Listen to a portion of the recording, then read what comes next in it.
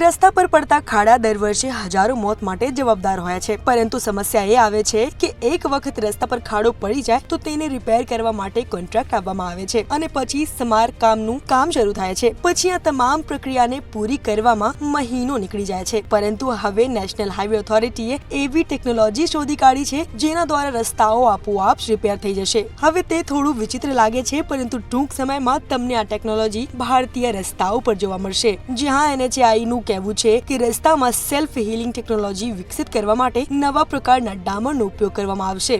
રસ્તો બનાવતી વખતે જ આ ટેકનોલોજીનો ઉપયોગ કરવામાં આવશે, જે રસ્તામાં ખાડા પડતા અટકાવશે. પ્રથમ તો આ ટેકનોલોજીના ઉપયોગથી રસ્તામાં જલ્દી તિરાડ નહીં પડે, અને જો નાની મોટી તિરાડ આવી જાય તો તે આપોઆપ રિપેર થઈ જશે અને મોટા ખાડા નહીં પડે. તમને જણાવી દઈએ કે આ ટેકનિકના ઉપયોગથી રસ્તાઓ ઝડપથી ખરાબ નહીં થાય અને તેના કારણે તેને વારંવાર રિપેર કરવાનો ખર્ચ પણ વધશે. આ ઉપરાંત રિપેરિંગ કામ દરમિયાન વારંવાર ટ્રાફિકને રોકવું પડે છે અથવા ડાયવર્ટ કરવું પડે છે, તો આ ટેકનોલોજીથી આ સમસ્યામાંથી પણ છુટકારો મળી જશે. એનો અર્થ એ છે કે ભવિષ્યમાં ટ્રાફિકને રોકવા કે ડાયવર્ટ કરવાની જરૂર નહીં પડે.